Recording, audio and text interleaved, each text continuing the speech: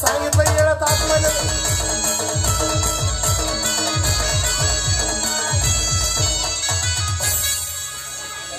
तुझ्या आईचा जोक ते हाणला तुझ्या बिगर पगाराचा वाजवायला लागलाय खानाखन. सांगितलं ना तुला टाइम आहे. बिगर जेवणाचं तोंडी आमंत्रण अख्ख्या गावाला दिलं. बामणाशिवाय कुत्र सुद्धा लग्नाला हजर राहिलेले नाही. त्याच्यामुळे आहेर तर पार बुडाले. अजिबात कुणी 1 रुपया सुद्धा आहेर दिलेला नाही. कुणाला आहेर करायचे असतील लवकर करून घ्या, नंतर आहेर स्वीकारले जाणार नाहीत. कोरडे साहेब काढून ठेवा परदेशीने आहेर पाकिटात भरून. मंडळी लग्न लागलं. मारुतीच्या पाया पडलो. म्हणलं घराकडे जावं रस्त्याने येता येता बायकोच कुठं तरी अडकली. कुठं गेली असेल बरं च्या मायला. ए चांदणे, ए चांदणे, आले चांदणे. मी आता माझा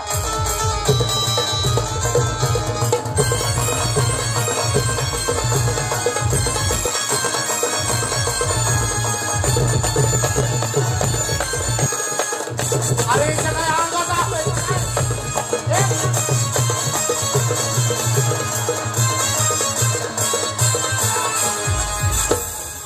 एका वाहनच पाडील बघ.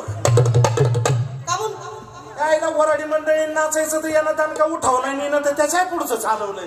लग्न लागलंय ना आपलं. बरोबर आहे चंद्या. छंद्या अगं लग्न लागून अजून अर्धा तास झाला नाही. डोक्याच्या मंडोळ्या सुटल्या नाही. रस्त्यातच नवऱ्याला छंद्या. अयो चुकलं. हा काय जोरात तोंडात मारून घ्यायला लागली. चिखलं ते काय नाही. लग्नाच्या नंतर बाय माणसाला शिस्त ही लागलीच पाहिजे. तोंडात मार. काय तोंडात मार.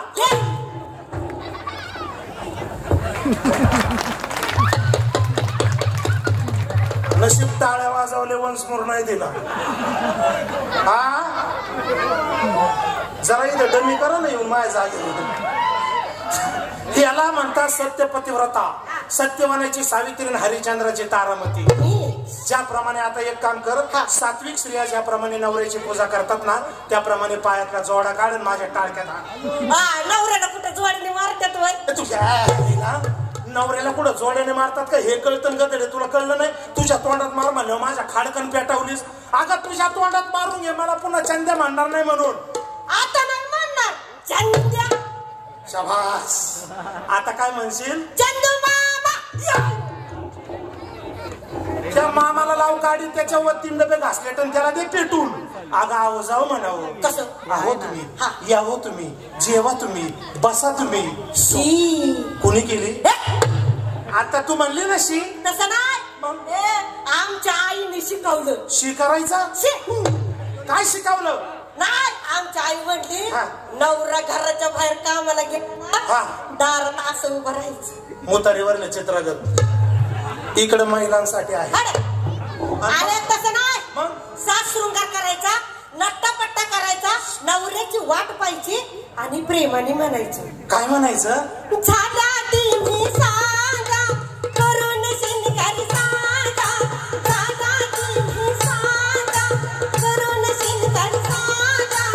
वाट पाहते येणार साजन माझा. वाट पाहते येणार साजन माझा. गाणं बंद कर. गाण्यात लय मोठा गोळ आहे. काय मी लय वेळा गाणं ऐकलंय. गाण्याचे शब्द असे नाही. झाल्या तिन्ही सांजा करून शिंगार साजा हा वाट पाहते मी ग येणार साजन माझा. तू म्हणते येणार 6 जण माझा. 6 जण आणि मग मा नंबर गाव आहे. आईला असतं कुठं घाणेरडं गाणं असतं का 6-7 जणांचं. आमच्या आईने शिकवलं. सारखं काय झालं का हिची आई शिकविते. आता काय शिकवलं तुझ्या आईने. आमच्या आई म्हणली नवरा कामावर दमून घरी आला ना त्याला लाड लाड म्हणायचं. आता काय म्हणायचं. आहो हा ये बरं या नागडे. आहो बसा नागडे. आहो जीवा नागडे.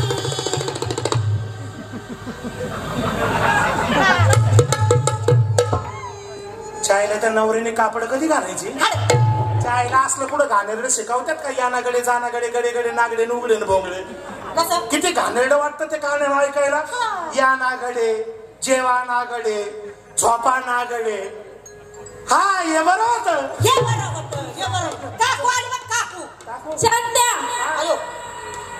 काकू मंगळसूत्र दे. तुझ्या आईला काकूचं मंगळसूत्र आणलं होतं. ते मंगळसूत्र देऊन टाकलेलं पहिलं. आता हे सुद्धा भाड्याचंच का. तिच्या भाड्याचं आहे. तिच्या नवऱ्याने घेतलेलं आहे, तिला तुला काय करायचं तिचं मंगळसूत्र काढून दे. हे काकू धर मंगळसूत्र, तुझं उसनं आणलं होतं, घेऊन जा. घेतलं ना? हो. काय आठबीट नाही का तुझी? घेऊन तर बसली. अरे विसरली 2 वर्षात. काय मला नकोय तुझं मंगळसूत्र? नको. मग भाडं देतो. नको. मग काय पाहिजे? नाव घे. सकाळपासून संध्याकाळपर्यंत लागून तेवढी नावं घेतो ना. चालणे घे नाव. आणि कुणाचं? पोरसाठी अन्नाचं घे ना. तुझ्या आईचं बावळट आणलं तुझ्या. नाव घे म्हणलं का अख्ख्या ग्रामपंचायतीचं नाव घेते का? अगं लग्न आपलं झालं म्हणलं आपलंच नाव घे. रडू नको, तसं तोंड करू नको, परत कोरोनाची लाट येते. तसं तोंड करू नको. मसाड चायलीनं बोकड पसरलं राव.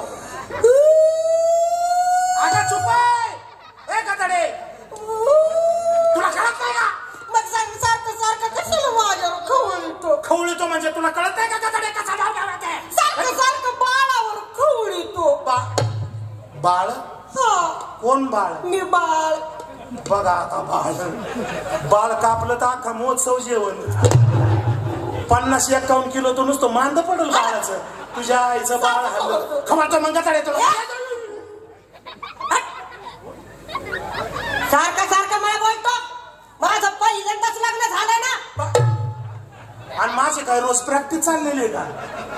तुझ्या आईचं वगाड. तुझ्या लग्न एकदाच होत असतं. नाव घे पडदिशीने. घेऊ का? डिडिंग माझं नाव नाहीये. नाही मग आमच्या आईने शिकवलं. तू आली परत हिच्या आई मध्ये. सारखं काय झालं का हिच्या आई शिकवते. तुझ्या आईचा काय विजय असो.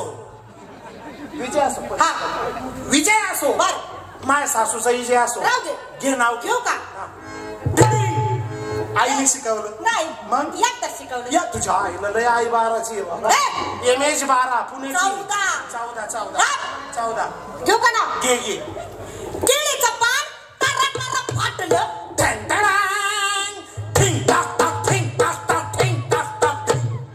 हे काय? आमच्या बापाने शिकवलं. सगळं तुझी आई शिकवित होती. माझा बाप काय चुना घालत होता. आमच्या बापाने पण शिकवलं. असं कोणी ढिडिंग केलं का काही ढंटक करून मोकळं व्हायचं.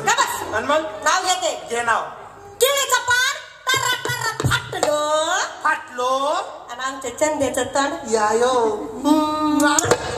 माकडाने चाटलं.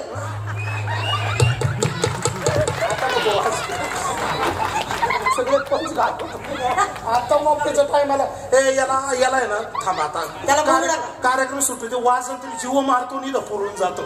लय खलास करून टाकेल तुला मी इथं. काकू आता मी नाव घेतो.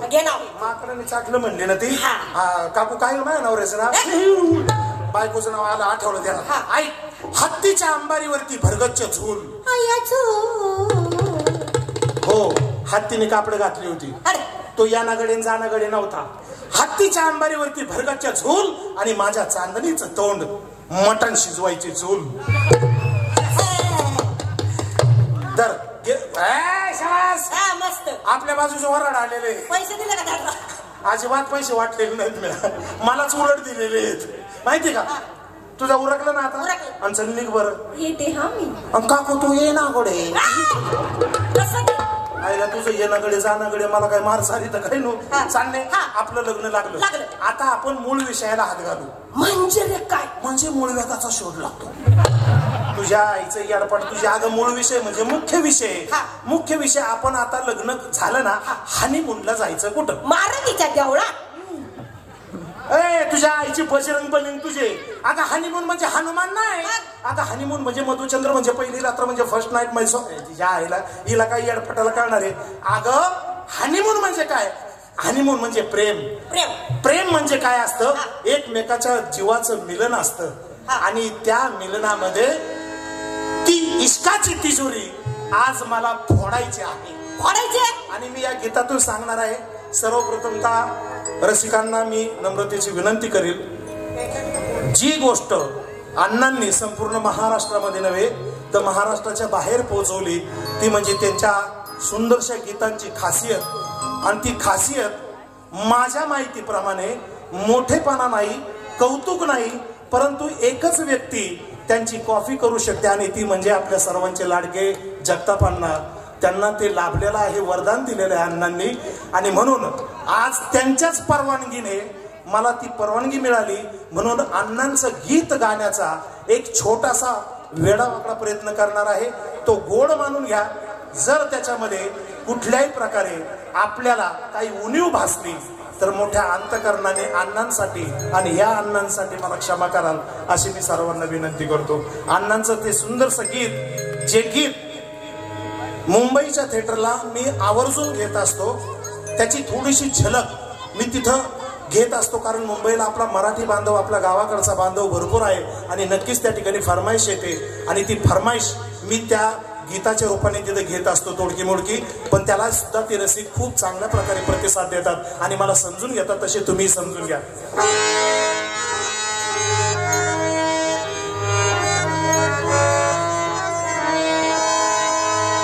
इश्काच्या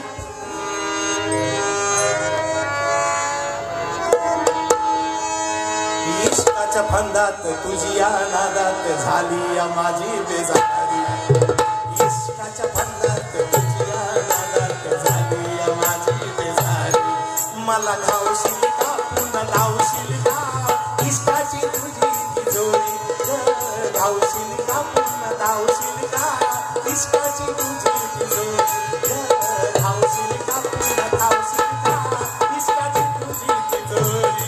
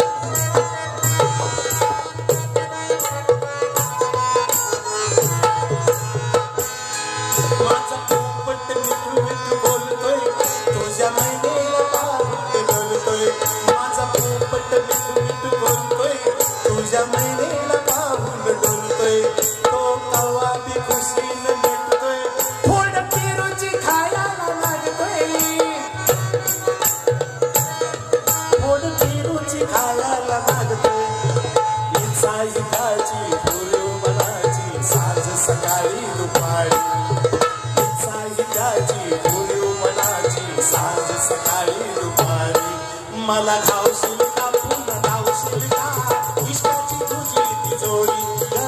धावशील का पुन्हा धावशील का इश्काची तुझी तिजोरी.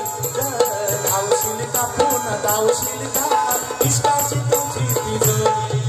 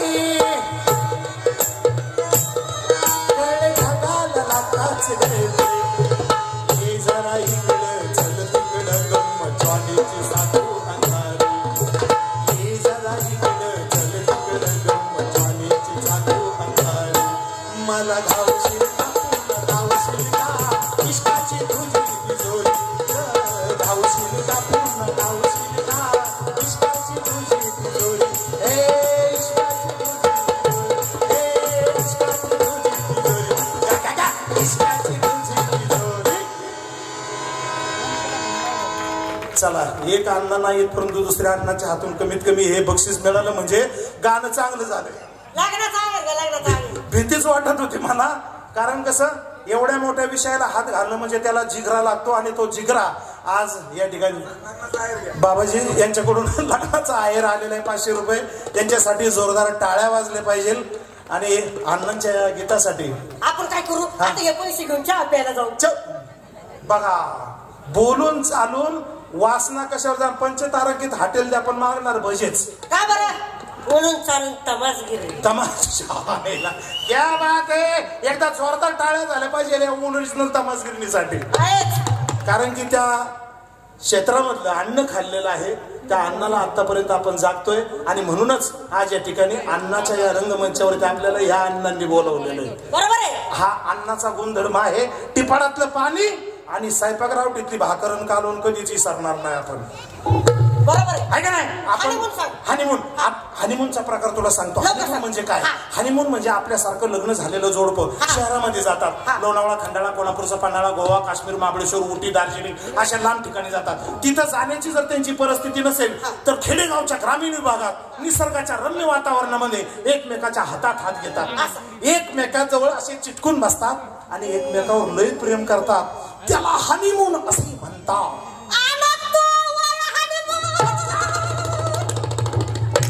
संजू भाऊच्या ध्यानात आला. आईला कसला आनंद झाला. तिला कळलं बरं का हनीमून म्हणजे काय. अगं येडे, तोच ना हनीमून. तोच ना मग असला हनीमून तुम्ही रानात गुर्राच्या मागे किती गवाऱ्या केल्या.